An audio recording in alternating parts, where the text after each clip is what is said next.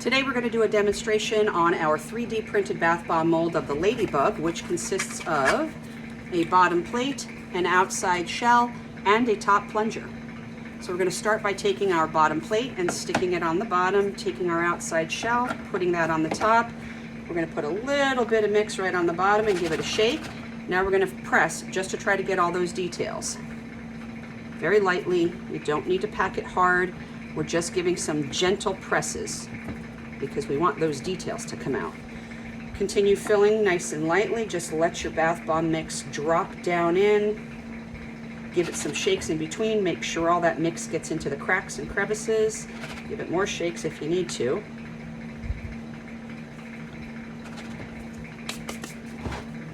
All right, we're going to take our top plunger, turn it over,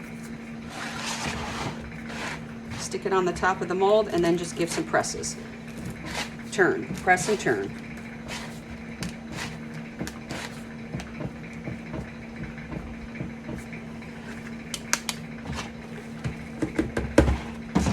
Take our spoon and we're going to give some taps around the outside shell.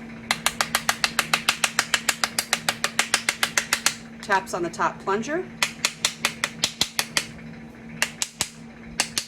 Turn it over and we're going to give some taps on the bottom plate. Remember, this is where our design is.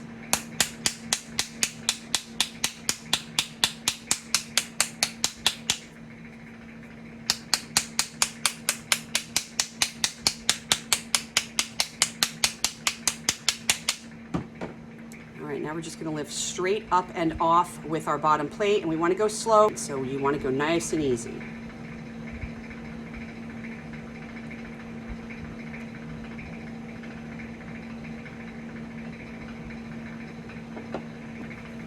Okay, now we're going to take our fingers underneath on our plunger, and our thumb is going to rest up on the top. We're going to push up with our fingers that are down below there just to get this up and out of the shell.